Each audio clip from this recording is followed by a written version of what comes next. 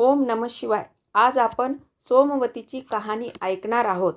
आटपाट नगर होतं. तिथे एक गरीब ब्राह्मण राहत होता. त्याला 7 मुले व 1 मुलगी होती.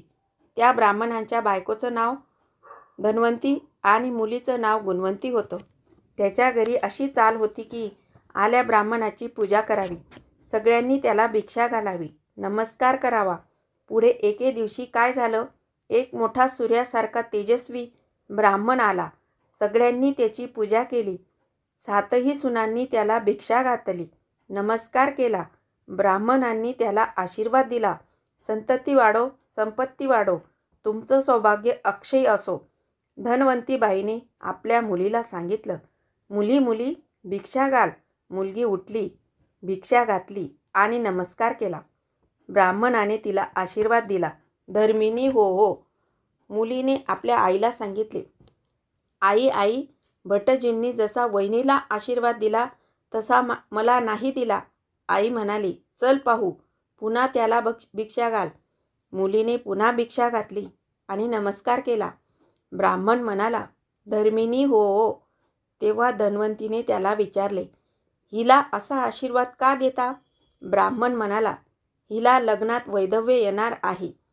धन्वंतीने ब्राह्मणाचे पाय धरले आणि म्हणाले, जो अपाय सांगेल तोच उपाय सांगेल. माझी एकुलती एक मुलगी रंडकी झाली तर मी काय करू? याचा मला काही उपाय सांगा. असे म्हणून रडू लागली. ब्राह्मणाला तिची दया आली. बाई बाई रडू नका, मी तुम्हाला एक उपाय सांगतो. 7 समुद्रापलीकडे एक बेट आहे. तिथे एक सोमा नावाची पर्टीन आहे. तिला मुलीच्या लग्नाला आणा, म्हणजे तुमचं दुःख दूर होईल. लगीन झाल्यावर तिला वाटेस लावा. असं म्हणून ब्राह्मण दुसऱ्या घरी भिक्षेस गेला. इकडे काय झालं, धन्वंतीने आपल्या नवऱ्याला सांगितले, अशी गोष्ट आहे, कोणीतरी जाऊन सोमेला आपल्या घरी आणलं पाहिजे. तेव्हा त्याने आपल्या मुलांना जवळ बोलावलं. त्यांना सांगू लागला, ज्यांची आमच्यावर भक्ती असेल त्यांनी आपल्या बहिणीला बरोबर घ्यावे, सोमेला आणायला जावं. तेव्हा सगळे मुले आईला म्हणू लागली, तुझी सगळी माया मुलीवरती, आमच्यावर काही माया नाही. 7 समुद्रापलीकडे आम्ही काही जात नाही. हे ऐकून आईला रडू आलं. बापाला वाईट वाटलं. तो आपल्या बायकोला म्हणाला, तू काही भिवू नको. आपल्याला 7 मुले असून नसून सारखीच आहे. तू आपली निपुत्रिकच आहेस असं समज. तू काही काळजी करू नकोस. मीच जातो आणि सोमेला घेऊन येतो. तेव्हा त्यातला धाकटा मुलगा होता. तो आपल्या बापाला म्हणाला, बाबा बाबा, आम्ही 7 जण असून तुम्ही आपल्याला निपुत्रिक असं म्हणून घेता. मी ताईला बरोबर घेऊन जातो आणि सोमेला घेऊन येतो. पुढे आई बापांना नमस्कार केला व ती आपली बहीण भावंड निघाली. जाता जाता समुद्र आला. वाऱ्याचा सोसाटा चालू झाला.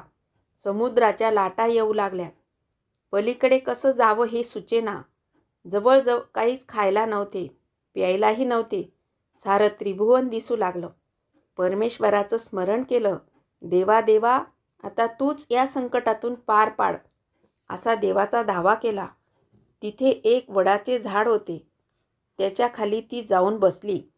सगळा दिवस उपवास पडला. त्या झाडावर गरुड पक्ष्याचे घरटे होते. त्यात त्या पक्ष्याची पिल्ले होती. संध्याकाळ झाली. गरुड पक्षी घरी आले. पिलांना चारा देऊ लागले. पिलं काही चारा घेत नसती. त्यांनी आपल्या आईबापांना सांगितलं, आपल्या घरी 2 पाहुणे आले आहेत. झाडाखाली उपाशी आहेत. त्यांना टाकून आम्ही जेवणार नाही. गरुड पक्षी खाली आले. ब्राह्मणाला पुसू लागले, तू असा चिंतेत का पडला आहेस? तुझं काय काम असेल ते आम्हाला सांग, आम्ही ते पार पाडू. तुझी चिंता दूर करू. उपाशी काही निजू नको. आम्ही तुला फळे देतो. ती थोडीशी तू खा, थोडीशी ह्या मुलीला दे. ब्राह्मणाला आनंद झाला. त्याने देवाचे आभारच मानले. गरुड पक्ष्यांना आपला हेतू सांगितला. पक्षी म्हणाले, उद्या उजाडल्यावर तुम्हाला मी घेऊन जातो. सोमा पर्टिनीच्या दारी नेऊन सोडतो. मग बहीण भावांनी फळं खाल्ली. रात्री आनंदाने झाडाखाली निजली.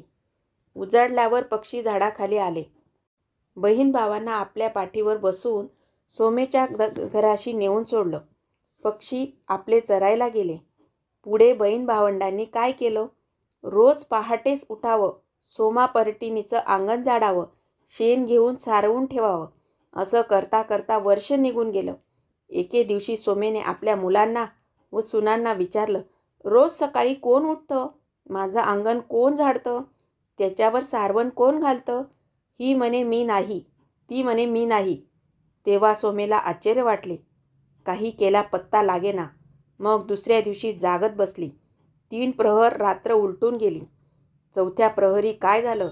ब्राह्मणाची मुलगी अंगण झाडत आहे, तिचा भाऊ ते सारवतो आहे असं पाहिलं. सोमा परटीन पुढे आली आणि तिने विचारले, मुलांनो, तुम्ही कोण आहात? त्यांनी सांगितलं, आम्ही ब्राह्मणाची मुलं आहोत. सोमा म्हणाली, तुम्ही ब्राह्मण, मी परटीन. आम्ही नीचच जात आमची. तुम्ही आमचं अंगण का झाडता, का सारवता? आम्हाला पाप लागेल. ब्राह्मणाच्या हातून सेवा घ्यावी हा आमचा धर्म नाही. तेव्हा आमची सेवा का करता? तसं तिला ब्राह्मणाच्या मुलानं सांगितलं. ही माझी बहीण आहे, हिचं लगीन करायचं आहे. तू लग्नाला यावंस अशी आमची इच्छा आहे. आईबापाची आज्ञा घेतली आणि तुला बोलवू आलो, तर तुला लग्नाला आलंच पाहिजे. तू नाही आलीस तर हिला लग्नात वैधव्य येईल असं एका ब्राह्मणाने सांगितले आहे. तू प्रसन्न होऊन यावंस म्हणून आम्ही तुझी सेवा करतो. मग सोमा म्हणाली, तुम्ही सेवा करू नका, मी तुमच्याबरोबर येते. घरात गेली. आपल्या सुनांना सांगितलं, मी ब्राह्मणाबरोबर जाते. या मुलीचं लग्न झालं म्हणजे मी परत येईन. तोपर्यंत आपल्या घरात किंवा सोयऱ्या धाऱ्यात कोणी मेलं बिलं तर त्याला दहन करू नका असं सांगून ती निघाली. ती समुद्राच्या कडेस आली. ब्राह्मणाच्या मुलाला आणि मुलीला समुद्राच्या पार केलं. आपण आकाशात उड्डाण करून त्याच्याजवळ आली. सोमेला घेऊन तो आपल्या घरी आला. सर्वांना आनंद झाला. धन्वंतीने परटिणीची पूजा केली. धाकटा भाऊ उज्जैनीस गेला. बहिणी जोगा नवरा पाहून आणला. सुमुहूर्तावर लग्न लावलं. वधूवरांवर अक्षदा टाकल्या. तोच एकाएकी काय झालं? नवऱ्या मुलाला मूर्छा आली. धाडकन भुईवर पडला. हालत नाही, बोलत नाही. सगळे लोक घाबरले. सोमेने जवळ येऊन पाहिलं. मुली मुली घाबरू नको म्हणून धीर दिला. मी तुला सोमवंतीचं पुण्य देते, त्याने तुझा पती जिवंत होईल असं सांगितलं. मग सोमा उठली. हाती उदक घेतला, संकल्प केला आणि आपलं पुण्य गुणवंतीला सांगितलं. तसा तिचा नवरा जिवंत झाला. सगळ्यांना आनंद झाला. पुढे लगीन झाल्यावर सोमा घरी यायला निघाली. इकडे सोमेच्या घरी काय झाले? पहिल्याने तिचा मुलगा मेला, मागून नवरा मेला, त्याच्या मागून जावाई मेला. इकडे सोमा आपल्या घरची वाट चालतेच आहे. वाटेने तिला सोमवंती अवस पडली. त्या दिवशी काय झालं? एक म्हातारी बाई वाटेत भेटली. तिच्या डोईवर कापसाचा भारा होता. ती सोमेला म्हणाली, बाई बाई, माझ्या डोईवर भार झाला आहे. एवढा भार खाली उतर, आपण दोघी बरोबर जाऊ. सोमेने तिला उत्तर दिलं, आज सोमवती अवस आहे. मला नेम आहे, धर्म आहे. मला कापसाला शिवायचं नाही. पुढे जाता जाता काय झालं? एका नदीच्या काठी आली.